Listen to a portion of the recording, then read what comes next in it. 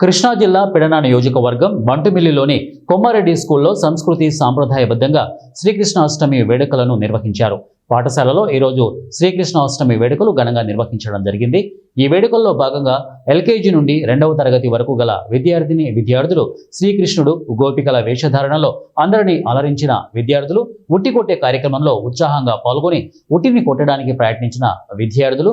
ఈ సందర్భంగా పాఠశాల ప్రధానోపాధ్యాయులు ఎన్ శ్రీనివాసరావు మాట్లాడుతూ విద్యార్థులకి చదువుతో పాటు మన పండుగలు, సంస్కృతి, సాంప్రదాయాలు తెలియచేయాలనే ఉద్దేశంతో ఇటువంటి వేడుకలు నిర్వహిస్తున్నామని, శ్రీకృష్ణుడు ప్రపంచానికి భగవద్గీత ద్వారా ధర్మబద్ధంగా, న్యాయబద్ధంగా ఎలా జీవించాలో తెలియజేశారని వివరించారు. శ్రీకృష్ణుడు గోపికల వేషధారణలో అలరించిన విద్యార్థులందరికీ మెమంటోలను బహుకరించారు. అలాగే ఉట్టి కొట్టే కార్యక్రమంలో పాల్గొన్న అందరికీ పార్టిసిపేషన్ ప్రైజ్లను ఉట్టి కొట్టిన విద్యార్థి జి మానస్ కుమార్ కు 516 రూపాయల నగదును మరియు మెమంటోను బహుకరించారు.